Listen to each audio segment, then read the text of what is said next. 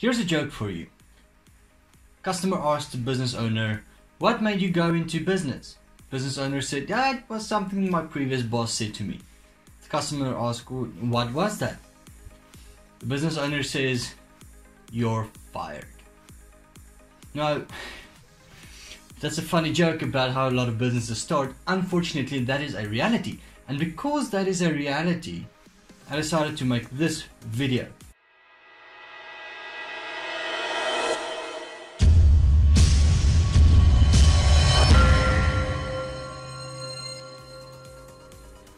Let's say you're unemployed for whatever reason. You've just finished school and you haven't found a job, you just finished varsity, you haven't found a job, or you've just lost your job for whatever reason. The fact of the matter is, you found yourself either currently in such a situation or in a situation where you will be unemployed within the next few weeks. What now? There's three things you can do. The first is you can dust off your CV, update it and send it out to all the various recruitment agencies and all of that. This process can take months.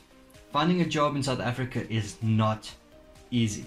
Option number two is you can sit around feeling unemployed, feeling depressed, getting more depressed, and just start blaming the government, start blaming all kinds of reasons for why you are in your situation and just become a bitter person, but there is no quality of life in that situation. Or option number three is you can create a job for yourself. And if you're successful, you will create a job for other people too. How do you do that? Here's a couple of tips, some pointers. Let's call it Jacques' 7 steps for starting your own company. Alright. First thing is you need to find something that you are good at. Whether it's making something, whether it's doing something, find something that you are good at. If you're not sure, find something you enjoy. Ask some friends, ask family members, ask the people that know you, that you've worked with, that you've dealt with. If you're just finished with school or varsity, ask your lecturers, your teachers. Ask people what they think you are really good with. Write that down. Think about it a bit. This is step one, and this is going to be one of the reasons why you are eventually going to start your own company, because you're good at it. Step number two is do something. Get out and do something a few times, and while you're out there, do your regular routine, your daily routine. If you still have a job, go to your job and come back. Do your daily thing, and while you're busy with your daily thing, you start to identify potential challenges. Something simple, like what could make me do this easier? What is causing you some frustration? And how can you solve that problem? The idea is to find a problem and then find a solution to that problem. And that solution will be your business idea. And if that solution can be paired with what you're good at, you have a good idea. Now it's important to note that not all ideas will become good businesses. You need to think about the idea, which is step number 3, is investigate the idea. Think about why you should do that and why not. Look at the challenges you might face while going through that process. And the reason for that is your idea should fulfill certain criteria. It should be something that you can teach someone else to do. Remember, at the end of the day, you want to be able to have someone else do the majority of the work for you while you still enjoy the benefits of it. Now, I'm not saying they're doing all the work. There's always going to be some amount of work, but you want to get to the point where you have enough time for yourself so you can work on growing your business, getting more clients, getting more customers, or starting a new business, or just spending more time with your family, if that's what you want. So eventually that's where you're going to get after 5, 10, 15 years. That's where you're working towards.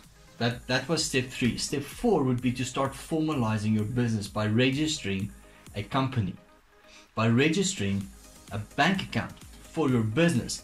Now, I'll put a link right here saying, giving 3 reasons on why you should start a company. There will be a tag here. I'll also put that link in the description. But bear in mind that a company is a very good idea for you to start your business, but it's not the only way. A separate business account is highly advisable because then you can keep your business expenses and your personal expenses separate. Business expenses are deductible for tax, personal expenses isn't. One of the reasons. Click the link, go and watch the video of 3 reasons why you should register a company and use a company for your business. Alright, so that was step 4. Step 5, start making the things. Start manufacturing what you're doing. If your plan is providing a service, start getting your infrastructure up to date. Laptop, PC, if you're going to be an Uber driver, get a car or get access to a car. These kinds of aspects are important because you need to start providing the infrastructure that's going to enable you to provide your service. Step number 6 is start selling. Sell, sell, sell. Once you have your company set up, you have a bank account, you have a product, or you have the ability and the means to provide the service, start selling. For every sale you make, even if you sell one thing, make sure you do the work that goes along with that sale immediately. I repeat, do the work immediately. If you're in a business meeting and someone says, oh, I'd like 1 or 2 of whatever the product is you're making, get them the product immediately and make sure they pay you immediately, as soon as possible. Remember, you're a business. They want to buy from you. And your business can only grow if your sales grow. It's a very important figure. So make sure you start doing the work that goes with the sale immediately. That will provide you with an opportunity to look for the next sale, so you can make more money. Make sense? Great. Alright, so then the 7th step is, as soon as you've made your first sale and as soon as you've started generating an income, get an accountant. Now, a lot of people say you can put off the accountant for a bit, but a lot of companies go under because they weren't aware of the legislative requirements the company had to undergo through. Every company in South Africa has separate aspects that they have to comply with.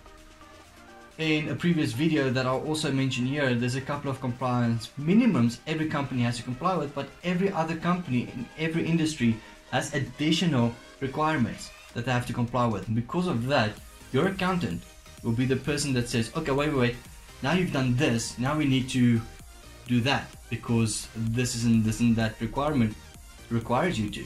So be very skillful and diligently in finding an accountant. Now, don't ask your uncle or your sister who is an accountant to be your company's accountant. They're a full-time employee or an owner of a separate business. You're not going to be a priority for them. And because you're not going to be a priority for them, you might run into trouble. And this does not mean that your uncle or your sister or whatever the case may be is a bad accountant. It just simply means that if you have a dedicated accountant for your business, you will get the best advice for your business. And because of that, I advise that you appoint an accountant from the start. They're a very important team member. Also need a financial advisor, an attorney, and a couple of other options like a business coach and stuff like that as well. But your accountant is the bare minimum that you need. It's a very, very important team member. If you don't know a good accountant, I know some people, link in the description. But the principle is get an accountant as soon as possible. Then, I said this is 7 steps. Step 8 is repeat step 6. Sell more. And listen to what your accountant says. Do what your accountant says. Because if you combine those two, you're selling more and you're doing what your accountant says, you're on a very good track. And that is how you start a business, a functioning business, in order for you to create a job for yourself. If your business is functioning, you will not only create a job for yourself, you'll create a job for other people, and you will contribute to helping the problem of unemployment in our country. Now, how is that for a feel-good pat on the back? Bear in mind, this is years, this is not days. No one becomes an overnight millionaire. Bear this in mind. Okay, if you've liked this video, please hit the like button. Please subscribe to the channel, it really means a lot to me. And let me know in the comments what your challenges are. And I'll see you in the next video.